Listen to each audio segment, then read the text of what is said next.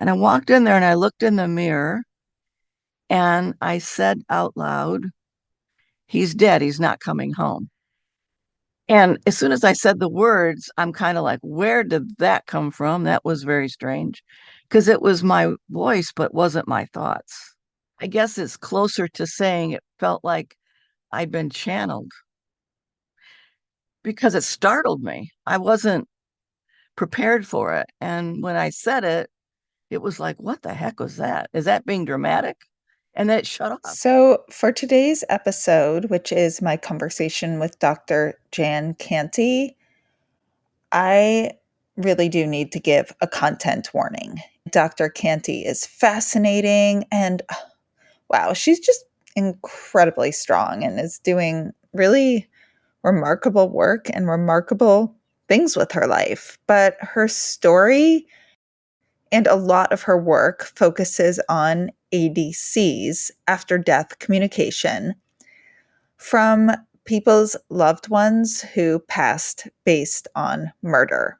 So we get into some, very heart wrenching stories and some violence. If you want to learn how I went from being a skeptical atheist who thought there was zero chance of an afterlife to a skeptical atheist who thinks an afterlife is highly probable, come check out my books. WTF just happened. Hi, everyone. Today I am speaking with Jan Canty, and we are going to be talking some about ADCs and after death communication, as well as evidence of an afterlife. Welcome, Jan. Well, thank you for having me on. I appreciate it. No problem. Do you want to tell our listeners a little bit about yourself? I'm originally from Detroit. I went to school there. I'm a psychologist. I am a widow through murder, and that had a lot to do with bringing me to this topic. I'm also an author of two books and am working on a third that has to do with after death communications. And what are your first two books? The first one is called A Life Divided, and it's kind of like a memoir. And the second is a reference book. It's called What Now? Navigating the Aftermath of Homicide and Suicide.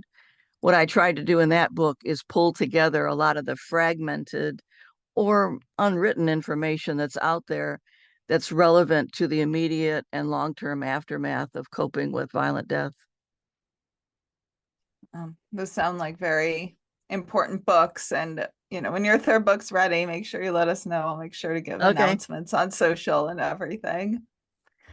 So, yeah, I know you just touched upon it, but as much as you're comfortable sharing, how did you first get interested in and aware of ADCs and the possibility of an afterlife? I would say it was kind of a two-step learning experience or awareness experience. The first part had to do with having one, and the second part had to do years and years and years later with understanding it. The first part was in July of 1985.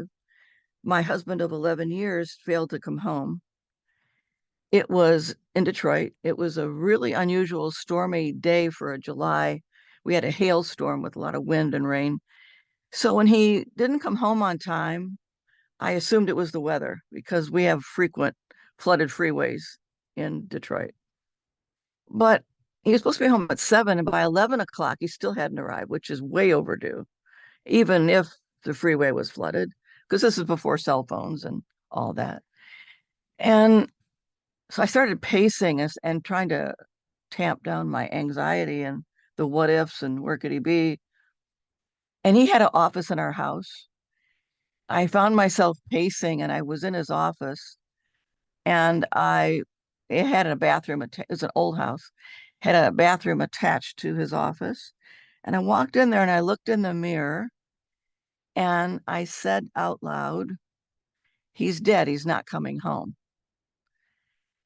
And as soon as I said the words, I'm kind of like, where did that come from? That was very strange because it was my voice, but wasn't my thoughts. And I just chalked it up to fatigue and stress and let it go at that. And I'd never told a soul. I had that experience for over 30 years. But to jump forward 30 years, once I started learning about ADCs from my podcast guests, it forced me to go back and revisit that and look at it quite differently. So And it was kind of an indirect way of coming about. right. And just so listeners can know, what was your podcast about? Because it wasn't about afterlife or No, ADCs. no. The title of it is Domino Effective Murder, and the purpose behind it, it's very specific. What is the aftermath of murder on those left to grieve? So it's not about the homicide. It's not about the trial necessarily, unless they want to get into it. It's really about what are the repercussions of violent death that happen immediately and go on for the rest of your life. And the intent Sure. of it is to help other new homicide survivors be well informed, feel less alone, and to educate other people on this topic because there's very little awareness about it. Most of, quote, true crime, which I don't consider my podcast to be, focuses on the perpetrator and what they do and not what happens afterward. Right. And that sounds like very important podcast for people who are affected as well. I'll have the link in the show notes, of course, with your bio for any listeners who'd want to listen to that. Now, first, I'm going to ask you before we go a little further about ADCs, what was your view on an afterlife when your husband, and also I just want to say, I've said this before to you when we spoke, but Yeah, sure. I'm so sorry for this. But It um, was pretty cut and dry. My view was, I come from a scientific background. And although I was raised in a Methodist church as a child, I couldn't adopt it in a sincere way. It seemed too scripted. It didn't feel like it resonated in me. And so, coming from a more scientific background, it's like, I guess we just turn into dirt and we fade away. And that's the end of it. There is no afterlife. And for the people that need that and believe that, maybe it's okay, but I couldn't see any proof of it. I couldn't see any need for it. And so it was really cut and dry. It's like, is that all there is? Yeah, I guess so. We live, we die. It was just nothing. It was really nothing. so when your husband spoke using your voice, and how it was just like you heard the words come out of your mouth, but you weren't No, I saying said them. them out loud. Mhm. I said them out loud.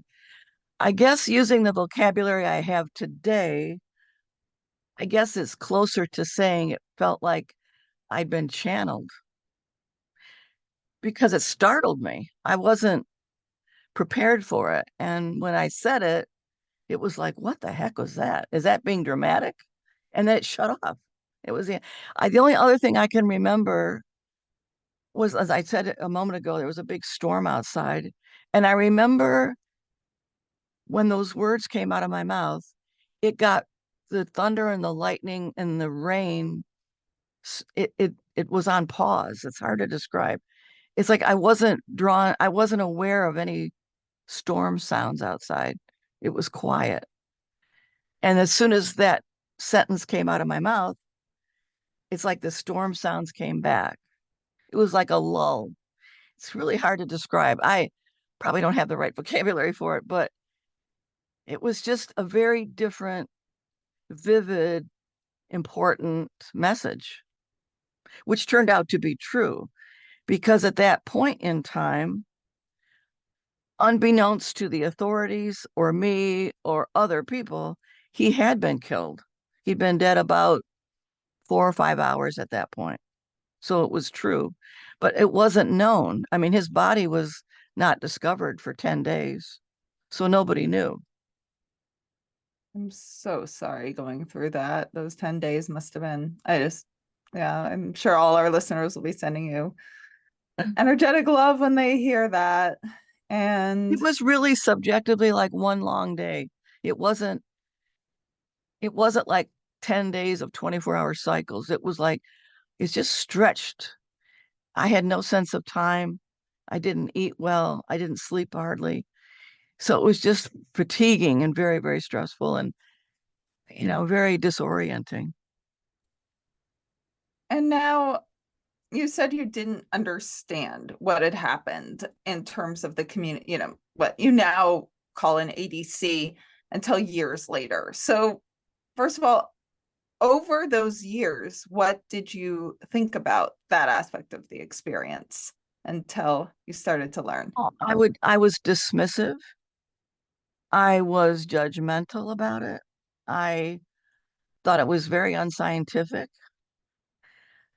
I mean, I was about as far away from it as you can imagine and felt like I had to be dragged to even discuss it. It just wasn't something I was open to at all. Right. So you just kind of put that experience to the side. And then until what changed it? What was the next experience where you learned about ADC? The big change occurred years later, probably 4 years ago, when it was in the first season of my podcast.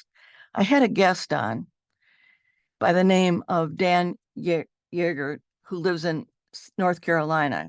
He's a licensed counselor there. And he was telling about a book that he had written with his client. And the book is called A Thousand Fireflies. And it was all murders are awful, but he was talking about this particular murder in which his client's younger brother had murdered both their parents while he was high on angel dust with a hammer and took their bodies into the master bedroom, their own bedroom, and threw a party. And years later, maybe a year and a half later, when his brother, I think it was during the trial, if I'm not mistaken, for his brother, that his older brother came back to Florida where the murder took place. And he now inherited the home and he wanted to see the home. It had been emptied and cleaned up. It had been sitting there all boarded up. So in Florida heat, it probably was very stuffy, I'm guessing. And he asked Dan who to meet him there, and he wanted him with him. They were very close to go into the home them together to say goodbye to the house because he was going to have it demolished. He wanted nothing to do with the house, even though it was his childhood home. So Dan met him there, and Dan went on to describe how when they got in the home and they got to the spot where they knew the double murders had occurred, both of them felt a decrease in temperature, a wind, and Dan felt he heard voices, but they were very muffled. He couldn't make sense of them. And he deliberately did not look at Ryan because he didn't want to frighten him or clue him in on what he was sensing. So he just looked away. But much to his surprise, Ryan looked at him and said, "Did you hear that?" And he said, "Yes, I did." Only Ryan could make out the voices, whereas Dan could not. Dan, it was muffled. With Ryan, it wasn't. And Ryan got very frightened. And Dan said, "So I prayed against it and it went away." And he added, it's not the first time I've had an experience like that. Well, I didn't know what to do with that information. Honestly, I was really taken aback by it, partly because of the source. Dan impressed me. He was a very ethical, skilled, empathetic, mature therapist, someone I would refer somebody to in my own family. I respected his clinical treatment of what happened in the aftermath of this murder. So because it was him, I took it very seriously. And after the show was over, I sat and thought about this, and I'm thinking, he prayed against it, and what was that all about? So I didn't have a name for it yet. I had never heard the term after death communication. That was still not in my mind. But what I noticed is I couldn't dismiss it any more than I could dismiss listening to somebody's grief following a homicide. I honored it. I thought it was legitimate, but I was confused by it. And I noticed at that point that subsequent guests mentioned after death communications on air without my provoking it. They volunteered it. And I sat back and I thought, well, isn't that interesting? Now that I'm listening for it, they're mentioning it. So, what will happen if I asked about this? Would I even get more information about this phenomenon? And in order to do that, I felt I had to read up on it. So I read everything I could find, put my hands on, which put me in touch with the University of Virginia Department of Perceptual Studies and Dr. Penberthy.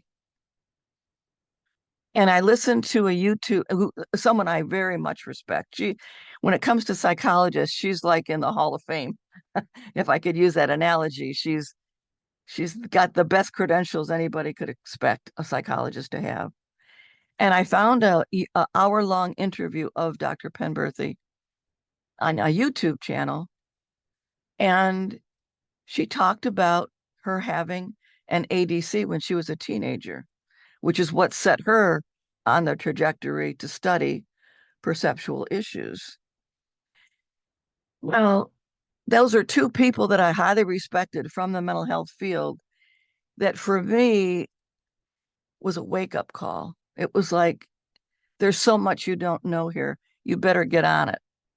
So I started asking about ADC experiences. I went back, in fact, to previous guests that I'd had on the show to ask them, and they volunteered them. Oh, yeah, I've had that. I've had that. And I'm like, and I never even asked about it. So it was never included in the interview. And so that's what totally pivoted my perception of things and made me rethink my own moment in the mirror 30, 35 years earlier to now to the point where it's, I look at it as an important part of grieving. I've gone about as far from A to B as you can get. I view, which is why I want to write a book about it, to encourage grief therapy, formal grief therapists and informal grief supporters to talk about it, to ask about it, to incorporate it into their grief work, to validate people who've had them, and to enrich the experience of grief therapy or support. And are you able to share any of the other ADCs that people Oh shared with yeah, you? Love to they're hear very some. I think our different. listeners would love some of the impact. I mean, they're all impactful, so I'm sure your They listeners would are. love to hear any of them. One I would highly recommend reading. She wrote it because again, the first book was A Thousand Fireflies, written by Dan, and the house incident, if you call it that, in Florida, is in the book. There's another person who I highly respect. She's not in the mental health field, but she is an engineer by training, very mathematical and analytical kind of woman. She wrote a book called Beautiful Ashes. And like all homicides, it's an awful one.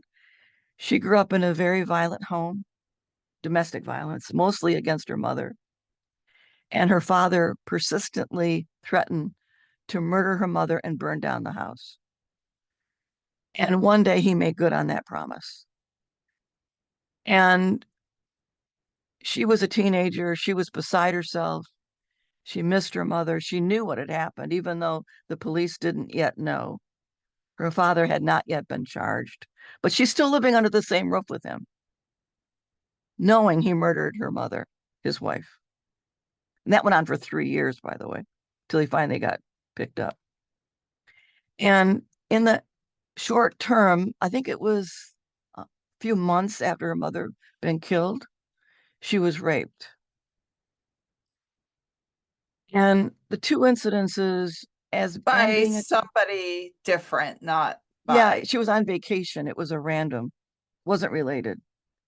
She went on vacation to get away and get collect her thoughts, and she Oh got my raped. God. Sometimes our world, I and know. I think he wow, to sentenced get her to away to vulnerability. heal from the murder. My God. Yeah. Yeah. So sorry for that. So she returned home, and her father, in all his stupidity and indifference, because their house was burned to the ground. So what does this guy do? He rents a house in view of their old house. Who's got a big crime tape around it now. So Shelley can look out the window and see the house that she used to love in charred remains.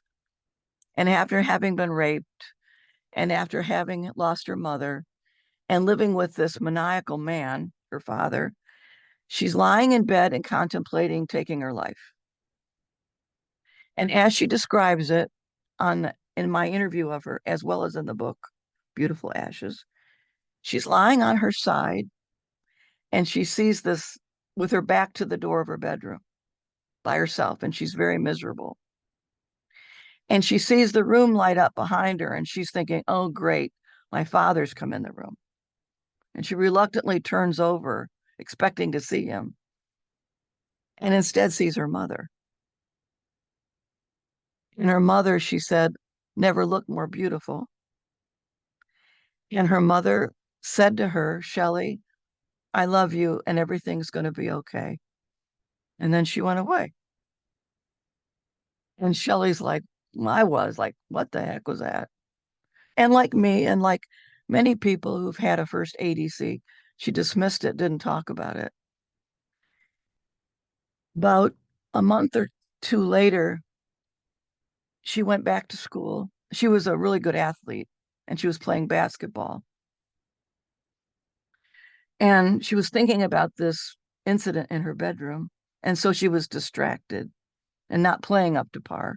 And her coach started screaming at her during the game, get your head in the game, get your head in the game. And she kind of like was trying to get back in the game.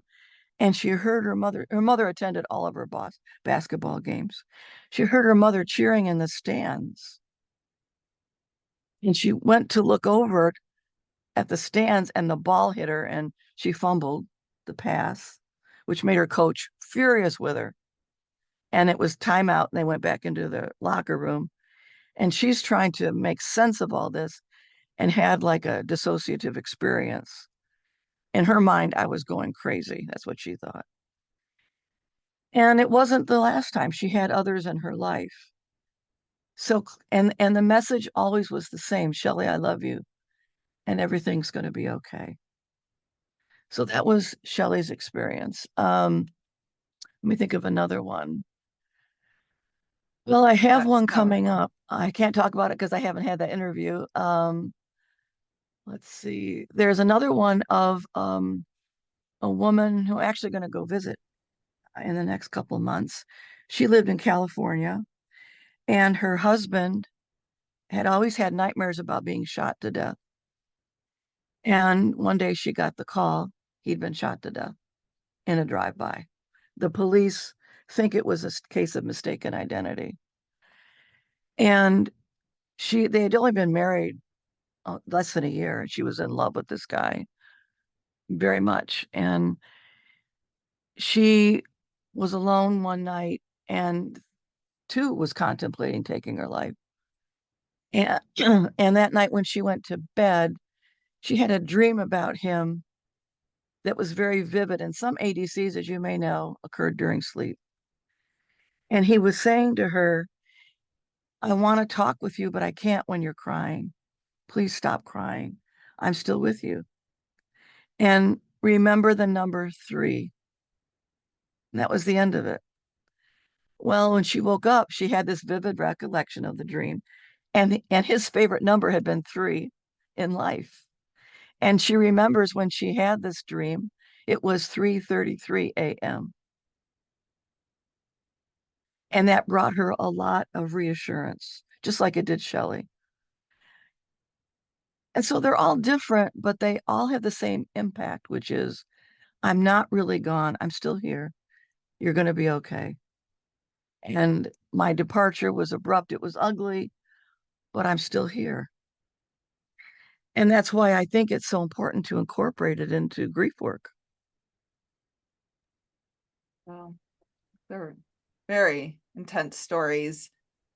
And I know it's not ADC related, but I do have to ask about it. The man, her husband, who had dreams of being shot and then ended up shot. And it sounds like he lived a peaceful life. He wasn't Yeah. involved He in was a great violence guy. and gangs. Yeah. So why, it doesn't seem like it would be a logical thing to think, oh, I could get No, shot. So what do you think that means about like I think he had a sense time of, or things are written? Yeah.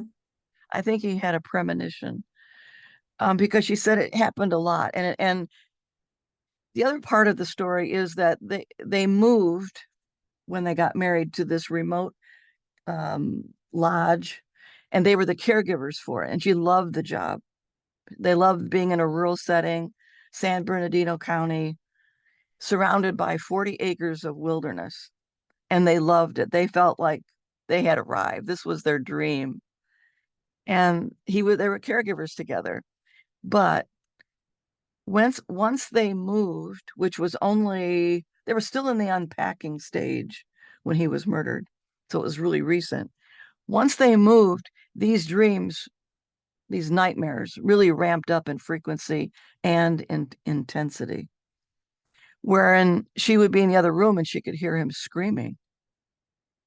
And so she sat him down and talked about it, like, what is going on with your nightmares? And he was a real laid back kind of guy.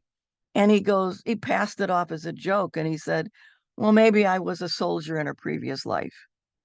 And he was like, he didn't get startled that easily.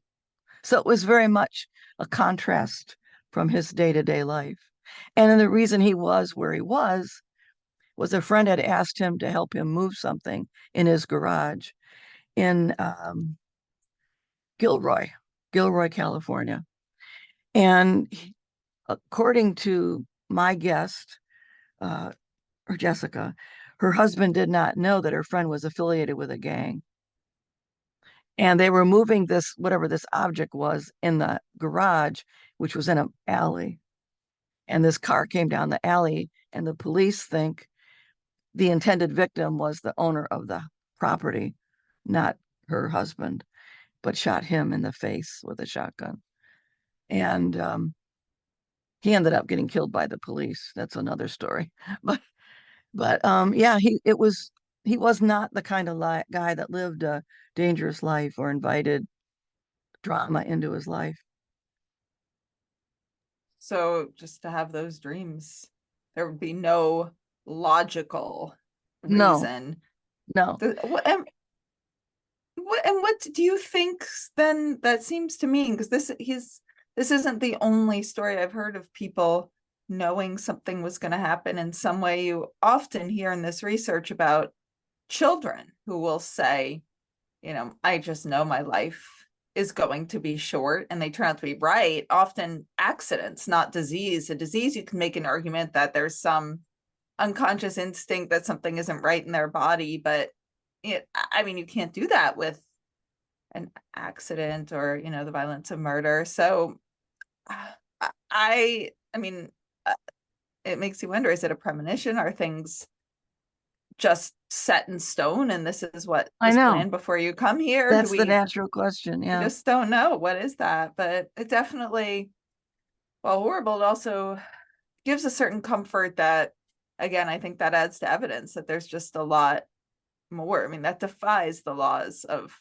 materialism and consciousness created by Yes. a brain. So Right. I think those are stories we can take some comfort in too, as well as, of course, ADCs. But Right. Right. um, wow. And you also mentioned your conversation with Dr. Penberthy at the Yes. University of Virginia.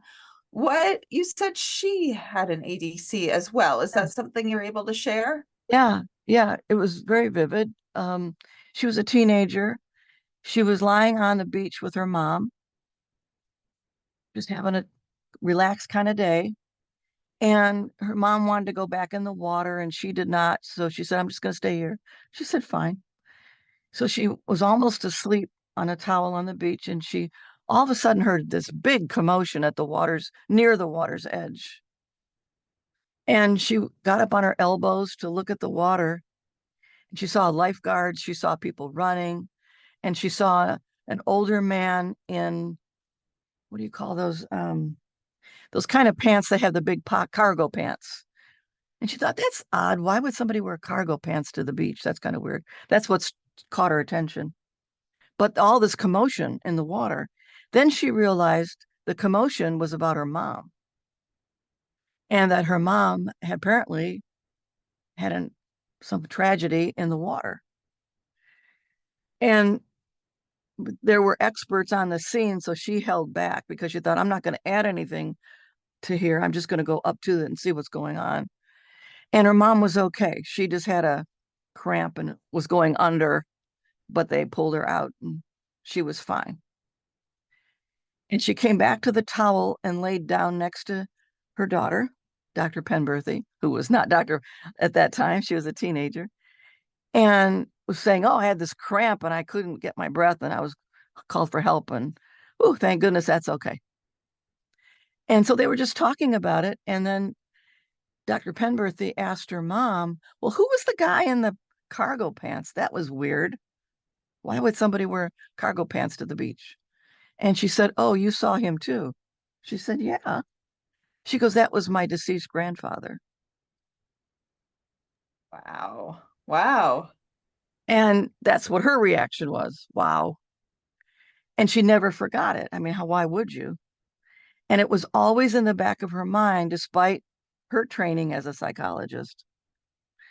And so she, in her career later on, started working with people dying from cancer and having them talk about deathbed vision. So it reinforced it for her. And now that's what she does is she talks about, she researches topics related to ADCs. And so when I found her name, I just wrote her and I said, do you have any information about ADCs related to homicide co-victims or homicide survivors?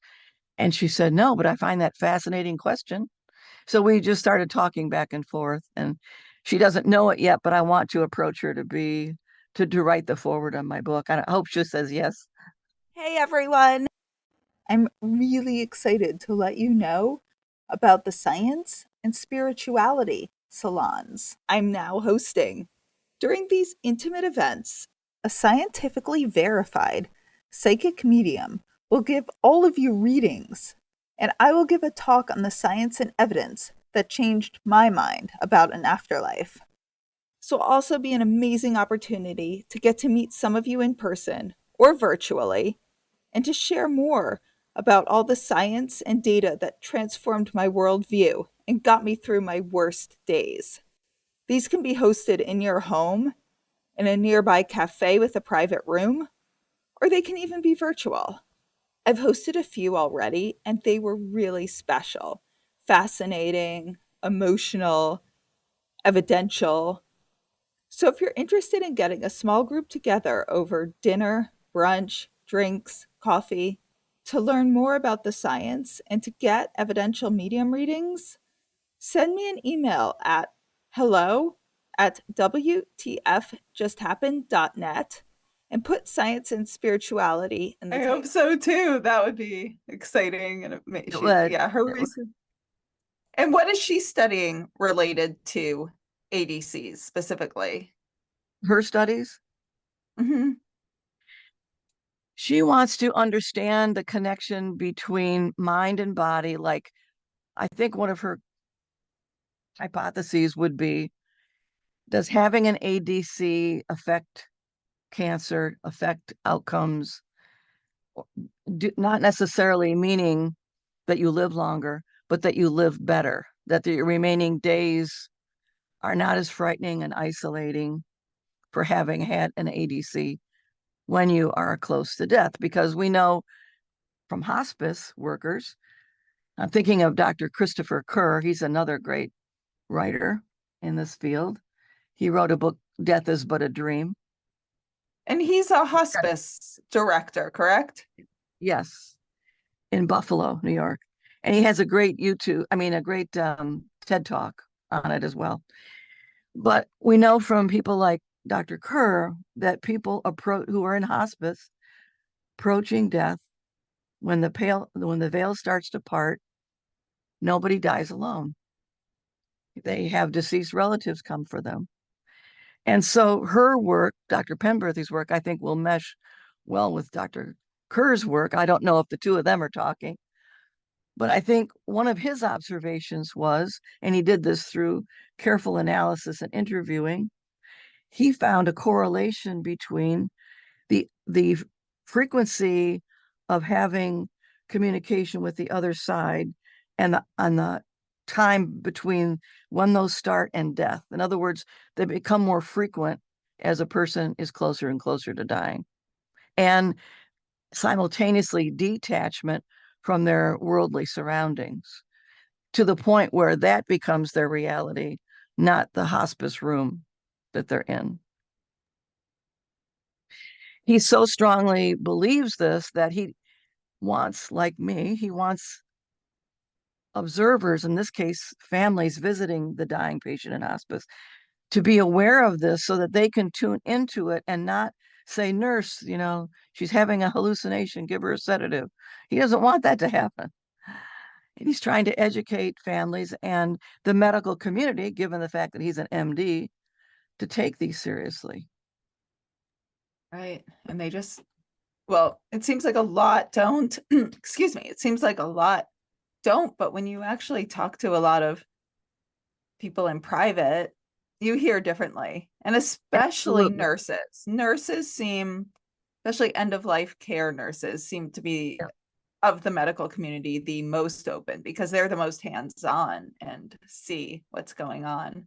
Right, right, absolutely. And they're in a difficult position because they're part of that medical specialty, medical field, medical training, speaking with MDs who probably are not in the room and don't observe these things and have little to say about it because they look at death as organ failure, like I used to, period. That's the end.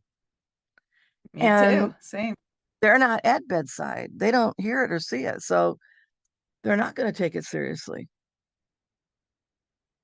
And now you also have mentioned that you want to do studies related to ADCs and how they connect differently to murder. What are the kind of studies and what are your hypotheses about this? Well, one of my hypotheses was what function is the idea that the ADC comes to the homicide co-victim in a time of need, or can they be quote conjured up and elicited? And I don't have a lot of data to work with. I only have about 12 cases, but that's 12 more than most people. And I have found, and I ask the question now, can you speak with your loved one on demand or not? And almost all say no. It's spontaneous. The other similarity among them, and the other idea that I had, which is the case, is that they come to them in their time of need with a message of reassurance, and that the impact is positive for most and very stress reducing. Where the stress comes in is they can't share it with other people because they look at them like they're kind of losing it. You poor thing, you're really grieving, and they're dismissive. So they, like I did, don't talk about it, keep it bottled up. So it's like a piece of fruit that can't bloom.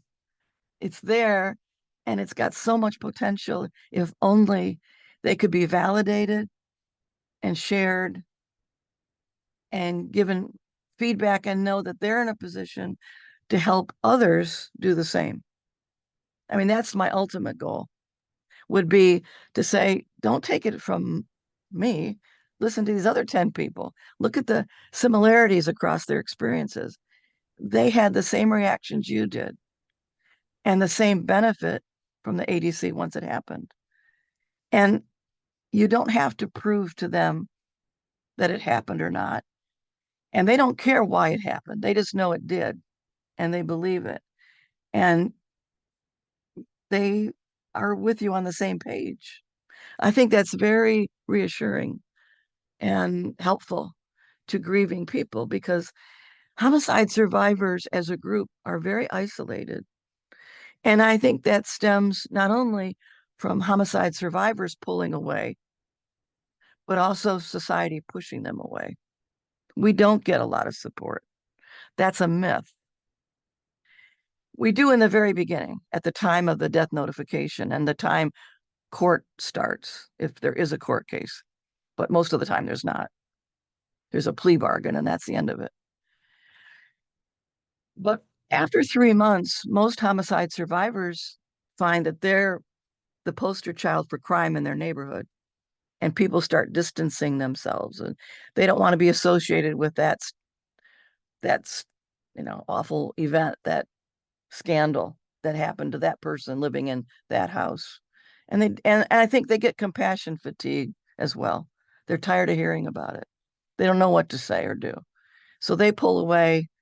The homicide survivor pulls away, and as a net result, they're by themselves, which deepens their grief.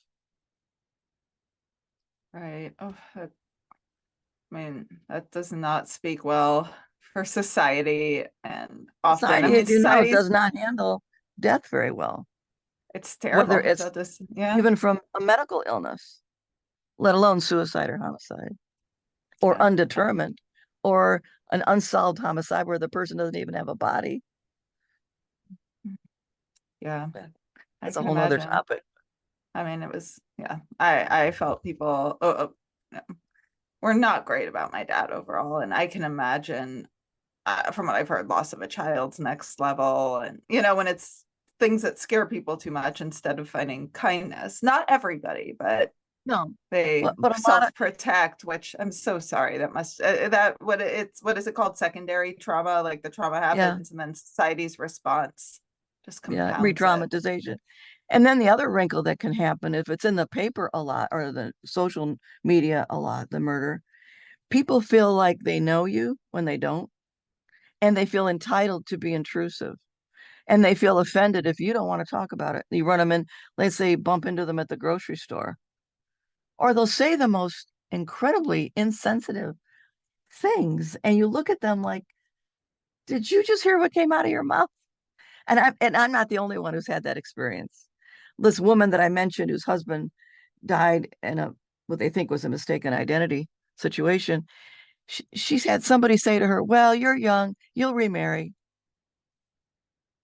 I, I, I get speechless at this stuff because I do not know how anyone's brain can have that thought and then think that's something I should say. I can't understand it. I, I know. I don't even have words for some of the stuff people say. That's so horrible. And the biggest secret is that the best thing that a person can do to support a homicide survivor is not to say anything, but to listen, just to be there and listen intently, without judgment, without recommendations, without advice.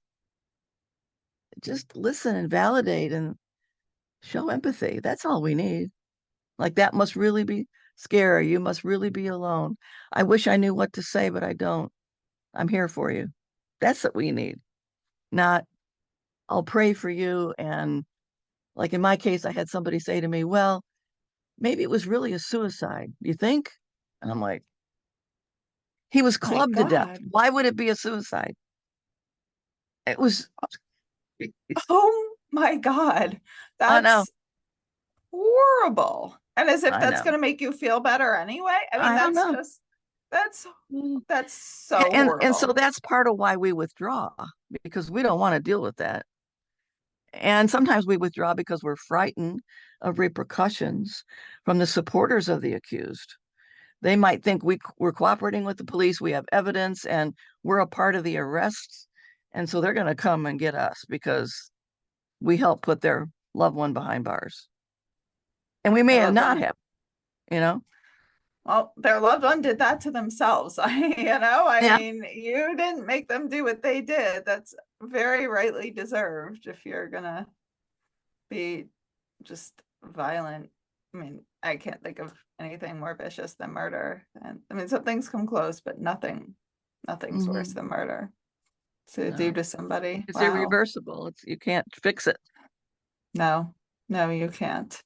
And just to have that in you to be able to hurt that many people.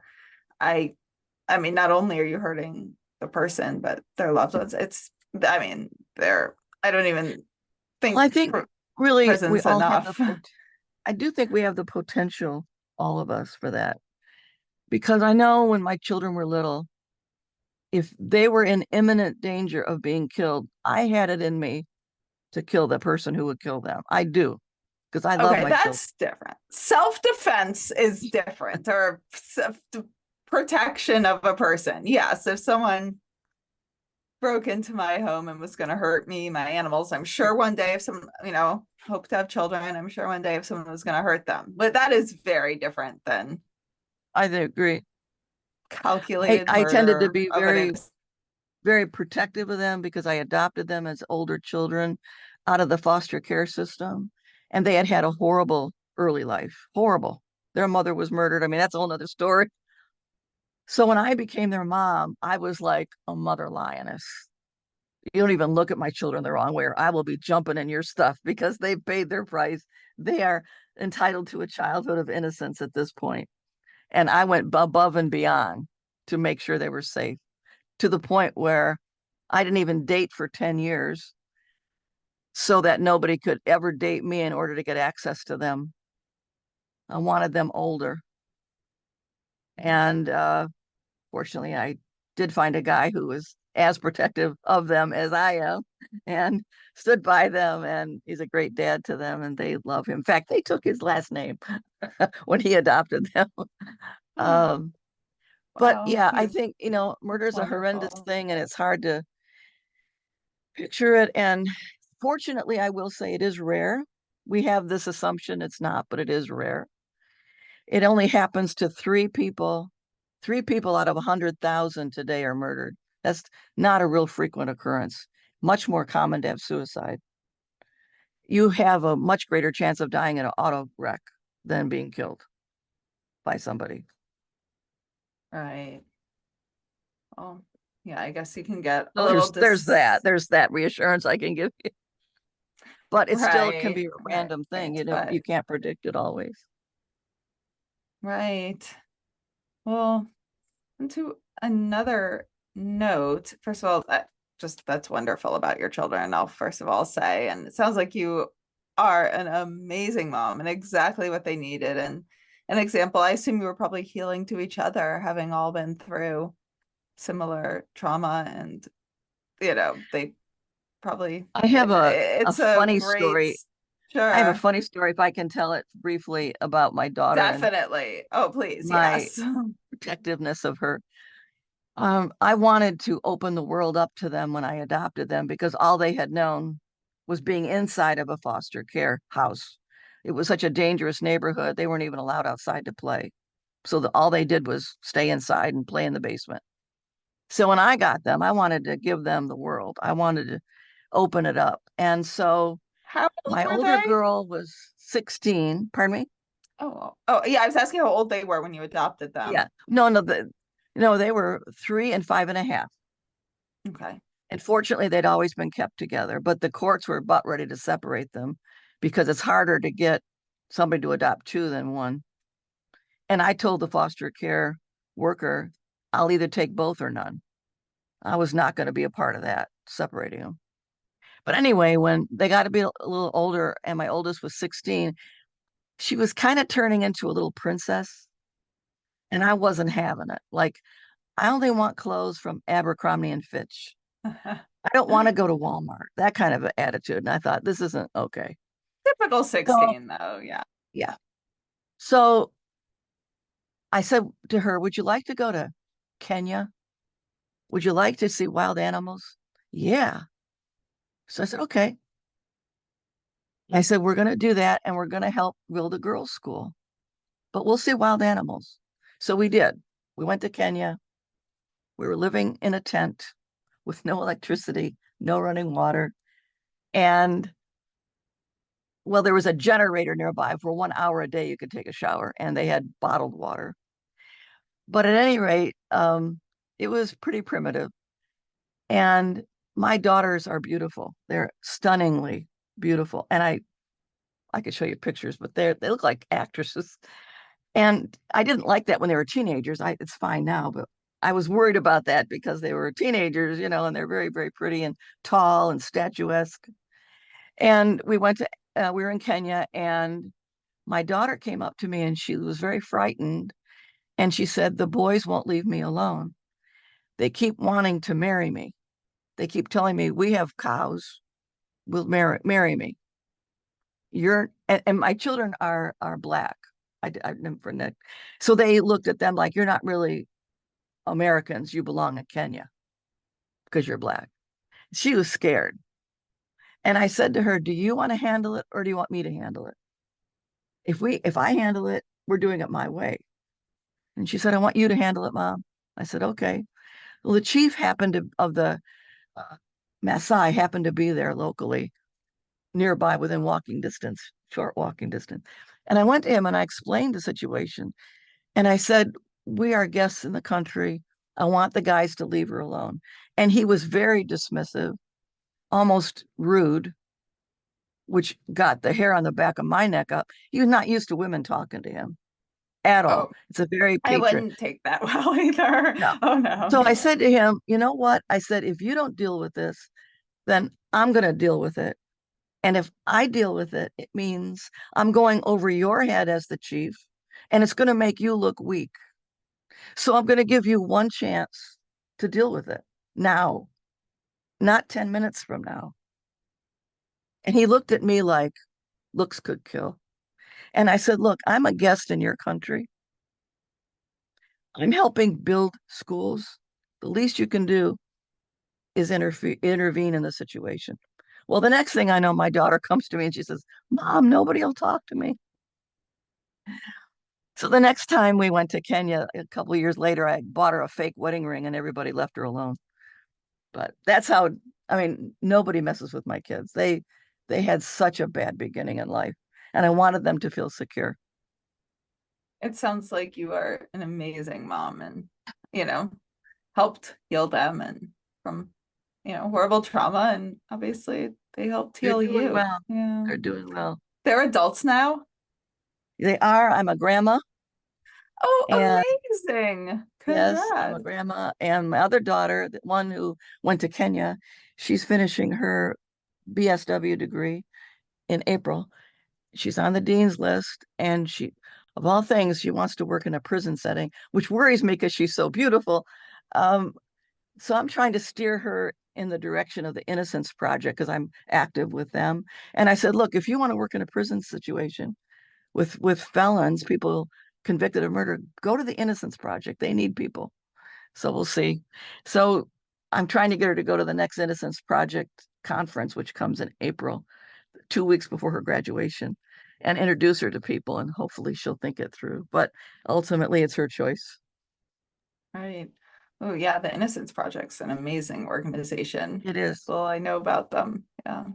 It sounds like all of you, despite really some of the worst traumas you can imagine, are thriving and making an impact on the world, which is, seems to be why we're here to help make an impact and help people and make it better. Help people and animals, I'll add, just help the Yeah. world. Yeah. Um, so I do want to ask also, do you get any continued communication from your husband?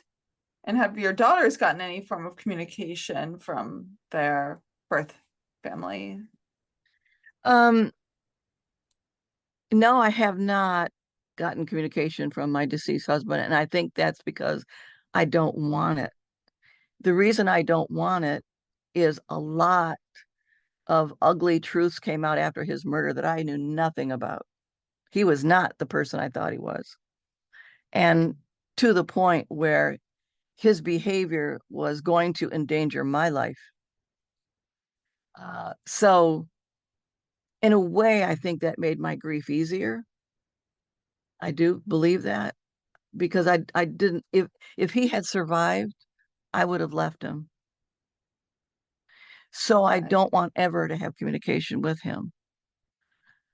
As for my daughter, my younger of the two, the one who's a mom, she has gone once to a medium, and she told me, she didn't go into any detail and I didn't ask, but she did say that her mother, her biological mother, had done so many drugs that she was brain damaged and had difficulty communicating logically to her.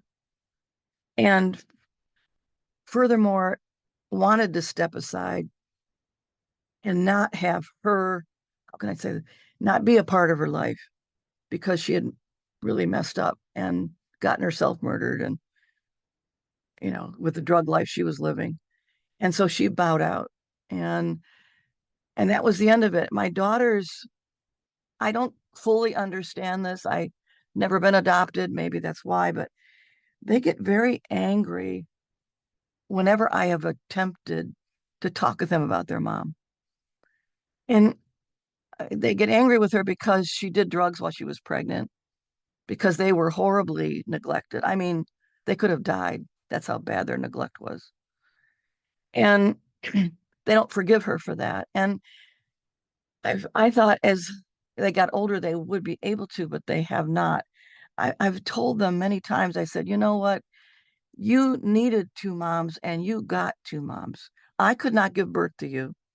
She could not raise you. She chose to bring you to term.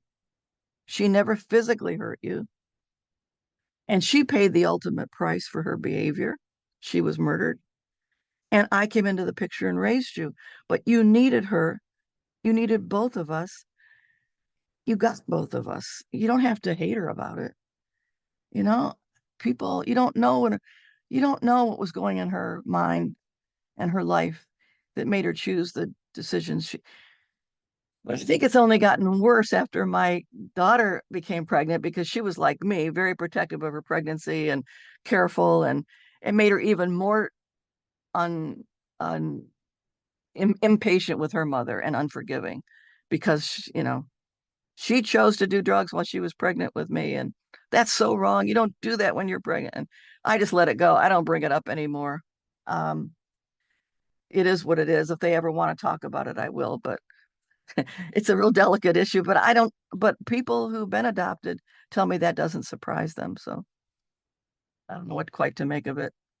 Yeah, I can't have an opinion since I'm not adopted. And yeah, I Right. think that's one of those things, unless it's happened in your life, at least for me, since I also have not adopted children, I step back. I can't begin to have an opinion on someone else's And from path, the time I remember, I always wanted to adopt. I always, rather than bring a child into the world. So I was thrilled when I learned of them and I first laid eyes on them and knew that one day I was going to be their mom. They didn't know that yet when I first met them, but I knew.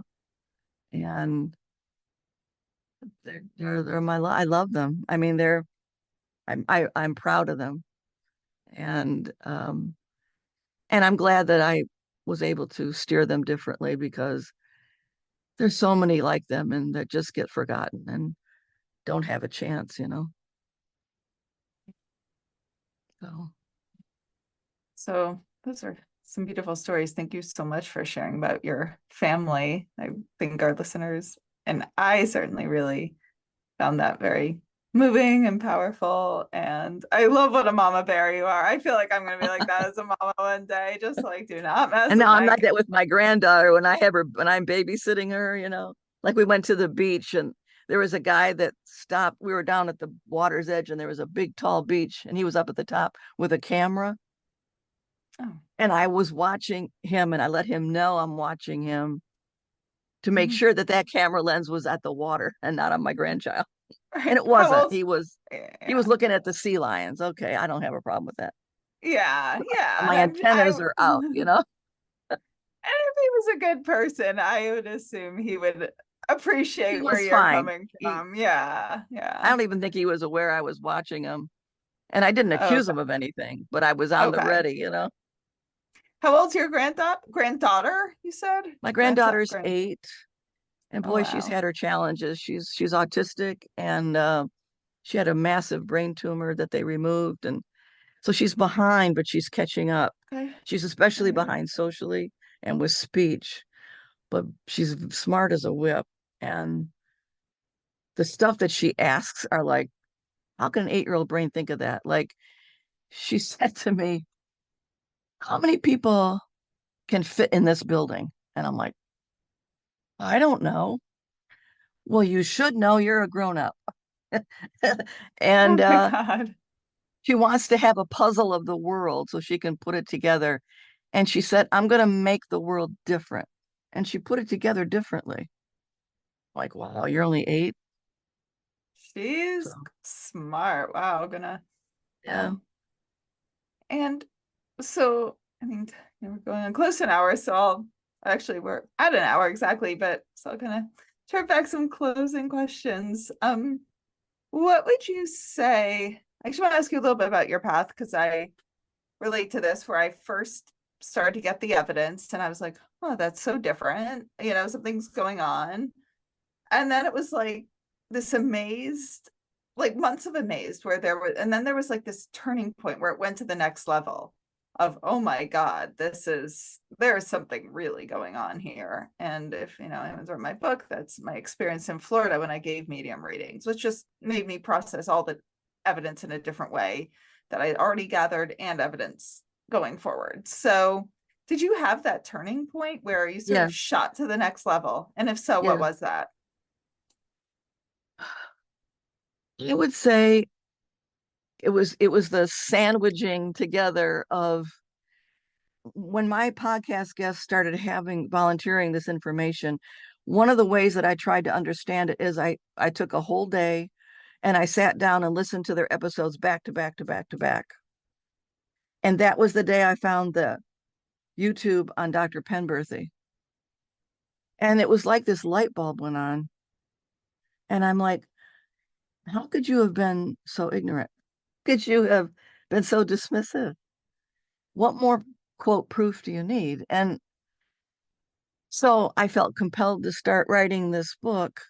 And that got me into looking at quantum physics and what it has to say about the permanence of energy after we die. In particular, a few principles of that. And that led me to Dr. Eben Alexander's book, who's a neurosurgeon who was like I was, dismissive, and this is all there is, till he had a near death experience and wrote about it in his book. And my point being that once I opened the door to the probability of this might sound strange. It's like quote evidence or further proof in quotes came flying at me. It was like I'd stumble across this website on the internet. I pick up this book and this that would come across Amazon. It was like I didn't. It felt like I didn't summon it. It felt like it came to me. It's kind of hard to describe, but then that happened and it was reinforcing. It's like you need to pay attention. You need to read.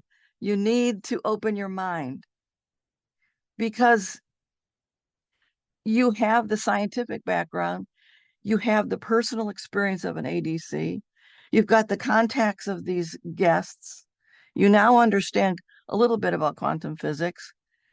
Pull it together and make it work. If not you, who? It's like I'm in the good position to do this, to add a piece to the jigsaw puzzle. And I want to do that. I feel compelled to do that. And I want to make a difference. I want it to outlive me. I want it to be a legacy issue. Oh, thank you. So, yeah, I it's all fascinating how parallel in certain aspects so many of our stories are. Those of us who are skeptical who start to change our mind. And I relate so much what you said about how it comes to you. And yeah, it sounds like with all your work, you will be leaving a legacy and I hope so. people, Well, yeah. I already have a editor who's eager to get a hold of the book, and I told her in the next 3 weeks she'll have it in her hand. I've given it a tentative title. Okay. Tentatively, I want to call it Rekindled. Rekindled. Oh, I like that name. That's good. So And when it's ready, do you know about how long until people can get it? Again, I'll update our social media usually and give a takes about a post year to about a about a year, year. but it goes through the whole Mhm. editing process and uploading and formatting. Right. It takes about a year. Well, is there anything I didn't ask you that you'd like me to have asked you, or anything else you want to share? I feel like I'm preaching to the choir in a little bit here, but I would say that it's important to keep your ears and eyes open. And I would encourage others who are listening, if you know of somebody who's in the throes of grief, regardless if it's from a homicide, a suicide, a illness, a car accident, no matter the cause, and you're a good friend of theirs, you're somebody that they trust, please sit down with them in a quiet place without interruptions and open the door to talk about this with them. They may shoot it down, they may laugh at you, but at least you've planted a seed. And I think that's not going to happen. I think they'll be relieved. I think they'll have a lot to say. So by giving permission, it's reinforcing and validating, and maybe that'll help them pay it forward in their life with somebody else. Let's, yeah, I can verify that from my end too. So thank you so much. Where can our listeners find you? Make sure you say the name of your podcast, where they can find your podcast, your books, follow you in the future for when your book's ready, all of that. Well, it's my website has everything on it. It's all lowercase, and it's just www.jan Canty, JanCanty.com. And my books are on there, A Life Divided, What Now, and one day the Rekindled book will be on there. And my podcast, which is Domino Effective Murder. And right now it's in its fifth season, and it's heard in 22 countries. And every year I keep thinking, am I going to do this another year? It's very difficult to find appropriate guests. That's my biggest stumbling block because I'm very Okay. picky. Um, but Right. every year I get some incentive to keep doing it. This year I was nominated for the third time in, I think it's called Good Pods, as one of the top 100 podcasts for relationship issues. And I keep finding these fascinating guests, not as frequently as I'd like to, but I do find them. And the networking that I get out of it, which is maybe what you find doing the podcast as well, the networking is so reinforcing to me to have people that are in Jerusalem and have people that are American Indians and have people that are in law enforcement, homicide detectives that I can call up at any moment and ask a question is phenomenal. It's I think having a podcast is kind of like when you can network like this. It's kind of like being in a mansion and you've only lived in one room, and then you open the door and you find out there's these all these other rooms out there that are there to explore, and the networking helps you do that. And it's very broadening, it's very illuminating, very reinforcing, and that keeps me going at it. I so appreciate the guests that I've had on, and I respect them. And I hope to have more in the future because those kind of people feel good to me to have them around. I totally relate to what you said. I never quite put it in those words, but yes, everything you said makes so much sense about a podcast. It's been just a life-changing thing for me to have. And so thank you so much. You're welcome. If I may, I'd like to end with my favorite quote. Oh, It's yes, from please. it's from Helen Keller, and Mhm. she said, "Although the world is full of suffering, it is also filled with the overcoming of it." Hi, everyone. So, major exciting news. Book number one, WTF Just Happened. A sciencey skeptic investigates grief, healing, and evidence of an afterlife, is now available in audiobook. You can get it through my website or on Apple Books and on Audible. I read it myself, which was a really intense learning experience as well as emotional as I relived a lot of memories. But for those of you who want to hear even more of my voice for some reason, or also are like me and prefer audiobooks, you can now listen to it. And what's also fun is some of the people read themselves. So you can go to my website, WTFJustHappened.net, where I link to Audible and Apple Books, or you can go directly to Amazon to get it on Audible or Apple Books to get it there. And I hope you enjoy it. And as always, let me know any feedback. To get more information on what the fuck just happened, go to WTFJustHappened.net. There, you can order my book, WTF Just Happened, A Sciencey Skeptic Explores Grief, Healing, and Evidence of an Afterlife. You can learn all about how I came to conclude that there most likely is an afterlife, but you can also learn about the early stages of my grief and the amazing, fascinating people I met along the way. You can read about how much I harassed the mediums and scientists trying to get evidence to see if the mediums were cheating and see if what everyone was saying actually was true. You can also subscribe to our newsletter to stay updated on any new developments and any interesting new what the fuck updates. So if you enjoyed this episode, please rate and review us wherever you get your podcasts. It makes such a difference, especially for a new podcast like this one. And if any of you have had a crazy what the fuck yourself, have any questions, feedback, or just want to say hey, reach out on either Instagram at WTF_just_happened_, or email me at hello@WTFjusthappened.net. I love hearing from all of you. It makes my day hearing your stories and questions and feedback and all of it. And remember, you don't have to draw any final conclusions as you wonder, what the fuck just happened?